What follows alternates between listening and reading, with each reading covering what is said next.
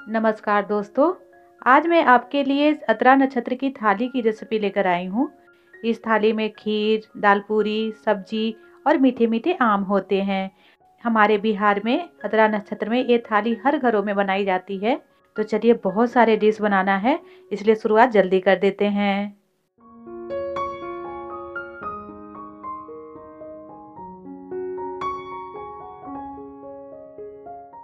थाली के लिए सबसे पहले हम खीर तैयार करेंगे। तो यहाँ पे मैंने आधा कप चावल लिया है। ये गोविंद भोग चावल है और ये कच्चा भी है। आप कोशिश कीजिएगा कि कच्चे चावल से ही खीर बनाएं। इसमें स्टार्च की मात्रा ज़्यादा होती है और खीर भी बहुत अच्छा बनता है।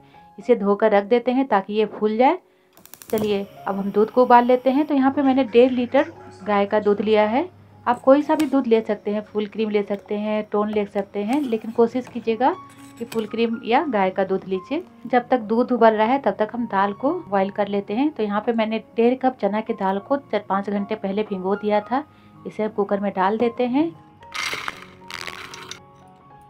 और यहीं पे 1 चम्मच नमक, आधा चम्मच हल्दी डाल देंगे और जिस बाउल से मैंने दाल डाला था उसी बाउल से आधा बाउल पानी डालेंगे।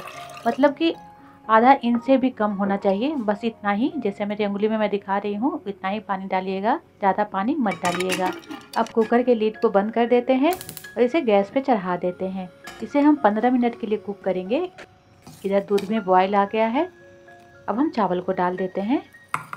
चावल हमारा फूल भी गया था क्योंकि मैंने 15 मिनट पहले चावल को धोकर रख दिया था। अब अच्छी तरह से चला लेते हैं। कुकर में सीटी आना शुरू हो गया है। तो एक सीटी के बाद हम गैस के फ्लेम को लो कर देंगे और इसे 15 मिनट पकने देंगे। चलिए, खीर पे आ जाते हैं। खीर भी अच्छी तरह से बॉईल हो रहा है। इसे हम चलाते हुए पकाएंगे, नहीं तो चावल तले से चिपक जाएगा। यहीं पे हम नारियल डाल देते हैं। तो यहाँ पे मैंने सूखा नारियल और कच्चा नारियल दोनों डाला है। इसे कद्दूकस करके डाला है और नारियल पाउडर था उसको डाला है।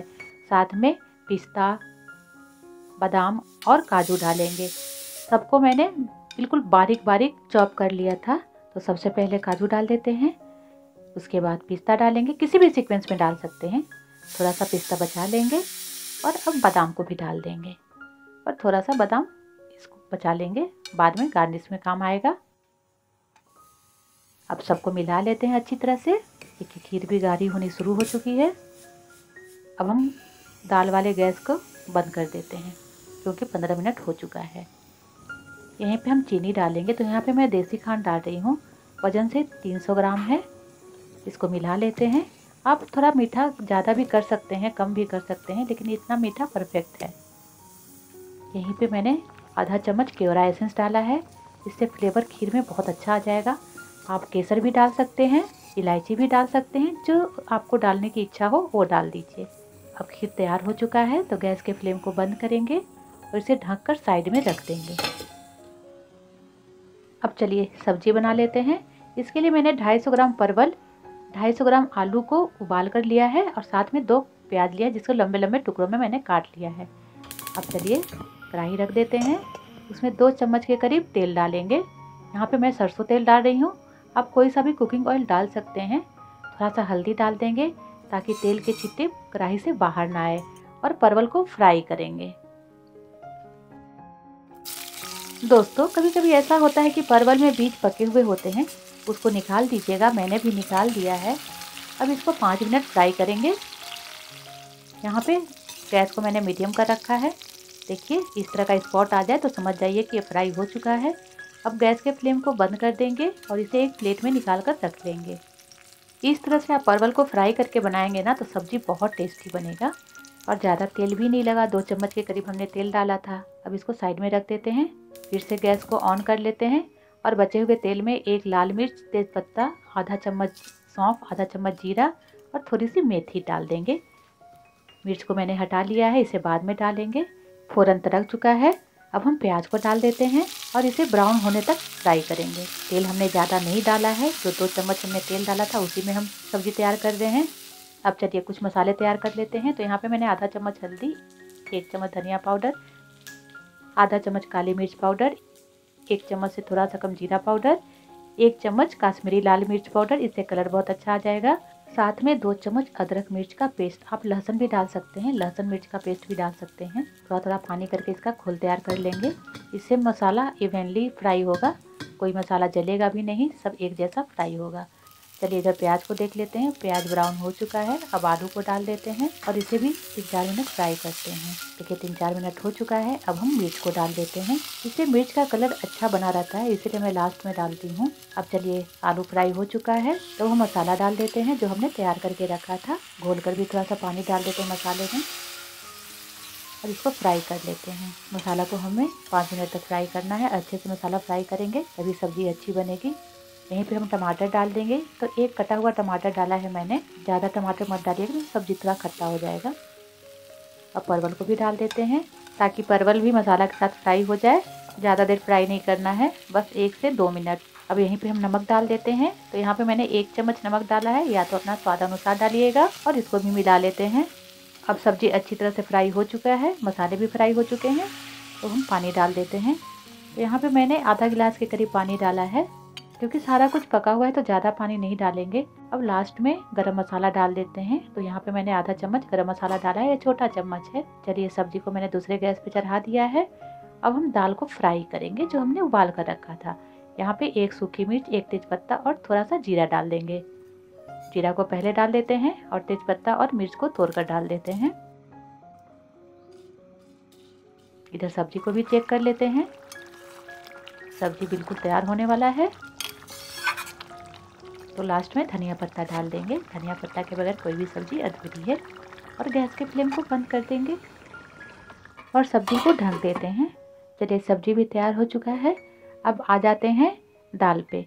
तो यहाँ पे मैंने 1 चम्मच हींग डाला है, क्योंकि चना का दाल है तो हींग जरूर डालिएगा। तो यहाँ पे मैंने आधा चम्मच हल्दी, यहाँ पे मैंने बिल्कुल छोटा चम्मच का इस्तेमाल किया है। 2 चम्मच अदरक मिर्च का पेस्ट डाल देंगे। आप लहसुन अदरक मिर्च भी डाल सकते हैं। साथ में कुछ सूखे मसाले, 1 चम्मच धनिया पाउडर, आधा चम्मच काली मिर्च पाउडर, आधा चम्मच जीरा पाउडर। सबको अच्छी तरह से मिला लेते हैं और 2-3 मिनट फ्राई कर लेंगे। चलिए इधर पहले दाल को चेक कर लेते हैं जब तक मसाला फ्राई हो रहा है। देखिए दाल में बिल्कुल पानी नहीं है, इसलिए मैंने पानी कम डाला था और दाल भी बिल्कुल अच्छी तरह से पका हुआ है। अब इस दाल को हम मसाला में डाल देते हैं और इसको फ्राई करेंगे। थोड़ा सा भी मॉइस्चर नहीं रहने देंगे, बिल्कुल मॉइस्चर फ्री करेंगे इसे। ज़्यादा देर फ्राई करने में टाइम नहीं लगेगा, 5 मिनट में हो जाता है फ्राई, क्योंकि पानी बिल्कुल नहीं है, सिर्फ थोड़ा सा मॉइस्चर को सुखाना है। अब यहीं पे हमने 1 चम्मच के करीब गरम मसाला डाला है। छोटा चम्मच है, मैं बार बार आपको याद दिला देती हूँ ताकि मसाला आप ज़्यादा ना डाल दें, इसलिए मुझे याद दिलाना पड़ता है आप लोगों को। चलिए दाल बिल्कुल फ्राई हो चुका है तो गैस के फ्लेम को हम बंद कर देते हैं और इसे ठंडा होने के लिए छोड़ देते हैं। जब तक ये ठंडा हो रहा है तब तक हम आटा लगा लेते हैं। तो यहाँ पे हमने एक मिक्सिंग बाउल लिया है, उसमें 2 बाउल आटा लिया है, वजन से 500 ग्राम के करीब है। अब यहीं पे हम नमक डाल देंगे, हल्का नमक डालेंगे क्योंकि हमने दाल में भी नमक डाला है। और 2 चम्मच मोयन के लिए घी डालेंगे। घी ही डालिएगा, इससे पूरी बहुत अच्छी बनेगी। और इसको अच्छी तरह से मिला लेते हैं। जितना अच्छा मोयन डालिएगा उतना ही खस्ता पूरी बनेगी आपकी। अब थोड़ा थोड़ा पानी डालकर आटा लगा लेंगे। तो यहाँ पे मैंने 1 गिलास पानी लिया है। एक साथ ज़्यादा पानी मत डालिएगा, थोड़ा थोड़ा डालिएगा और अच्छी तरह से मसल कर आटा लगाएंगे। अब 1 गिलास पानी लग चुका है तो थोड़ा पानी और लेंगे हम। यहाँ पे मैंने आधा गिलास से थोड़ा सा कम पानी लिया है और लास्ट में थोड़ा पानी डालकर इसे अच्छी तरह से गून लेते हैं। मसल कर गूनेंगे ताकि ग्लूटेन अच्छी तरह से रिलीज हो जाए। तो आटा भी हमारा लग गया है। अब इसको ढककर छोड़ देते हैं और 1 गिलास 2-3 चम्मच पानी हमें आटा गूनने में लगाया है। इधर दाल हमारा ठंडा हो चुका है तो इसमें जो हमने तेजपत्ता और मिर्च डाला था उसे निकाल कर बाहर फेंक देंगे, क्योंकि इसका फ्लेवर तो दाल में आ ही चुका है। अब धनिया पत्ता डाल देते हैं। तो धनिया पत्ता लास्ट में ही डालिएगा, जब ये दाल ठंडा हो जाएगा तब। इसको भी अच्छी तरह से मिला लेते हैं। अब चलिए दाल को एक प्लेट में निकाल कर रख देते हैं। तो हमारा फिलिंग भी तैयार हो चुका। इधर आटा को चेक कर लेते हैं। आटा को थोड़ी सी और मसल लेते हैं और आटा बिल्कुल सॉफ्ट होना चाहिए। कोई भी फिलिंग वाला हम पराठा बनाते हैं तो आटा सॉफ्ट लगाते हैं। चलिए आटा से लोई तोड़ लेते हैं। तो यहाँ पे मैंने एक मीडियम आलू इतना बड़ा लोई तोड़ा है और दोनों हथेलियों के बीच इसे राउंड करेंगे इस तरह से।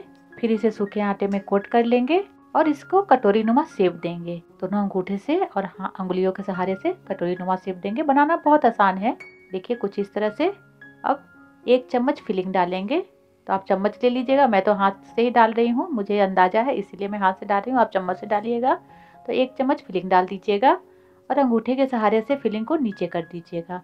दबाते जाइएगा और इसे सील करते जाइएगा, जैसे मोमोज को हम भरते हैं उसी तरह से। और ऊपर में जो एक्स्ट्रा आटा होगा उसे हम निकाल कर हटा देंगे। इस तरह से तोड़ लेंगे और फिर से हथेलियों के बीच में इसे राउंड करेंगे, देखिए इस तरह से। अब फिर इसे सूखे आटे में कोट कर लेंगे और हल्के हाथों से बेल लेंगे। ज़्यादा हाथ दबाव नहीं डालेंगे, हल्के हाथों से ही बेलिएगा ताकि फिलिंग बाहर ना आ जाए। और इसका थिकनेस आप देख रहे हैं, इतना ही थिकनेस रखिएगा। इधर मैंने तवा गर्म होने के लिए रख दिया था, तो पहले इसे तवा पे सेकेंगे, बाद में इसे फ्राई करेंगे। तो देखिए एक तरफ से सिक चुका है, फिर इसे पलट कर हम सेक लेते हैं जैसे रोटी को सेकते हैं। और इसे एक प्लेट में निकाल कर रख लेते हैं। एक साथ हम 4-5 सेक लेंगे, फिर इसको फ्राई करेंगे। चलिए एक और सेक लेते हैं। देखिए एक तरफ से सिक चुका है, फिर दूसरी तरफ पलट कर सेक लेंगे और इसे भी प्लेट में निकाल कर रख देते हैं। इस प्रोसेस को ज़रूर कीजिएगा, इससे जो पूरी बनाइएगा ना तो आपका पूरी घी कम एब्जॉर्ब करेगा। चलिए इधर कढ़ाई में मैंने घी गर्म होने के लिए रख दिया था। आप कोई सा भी कुकिंग ऑयल में तल सकते हैं, लेकिन घी में फ्लेवर थोड़ा अच्छा आ जाता है, इसीलिए मैं तल रही हूँ। और यहाँ पे फ्लेम को हम हाई रखेंगे क्योंकि हमारा पूरी तो अच्छी तरह से सिका हुआ है, केवल हमें इसे कलर देना है। देखिए गुब्बारे की तरफ पूरी फूल गया है, बहुत फूली फूली पूरी बनती है इससे। अब गोल्डन कलर आ चुका है, तो अब हम इसे निकाल लेते हैं। तो कलछी को तिरछी करके निकालेंगे ताकि एक्स्ट्रा घी कढ़ाई में चला जाए। एक और मैं तल कर आपको दिखाती हूँ। सेका हुआ पूरी को हम कढ़ाई में डाल देंगे और इसे अलट पलट कर गोल्डन करेंगे। और इस प्रोसेस से ना पूरी अच्छी तरह से फूल भी जाती है और टाइम भी कम लगता है। चलिए ये भी हो चुका है, इसको भी निकाल लेते हैं। इसी तरह सारे पूरी को हम तल लेंगे।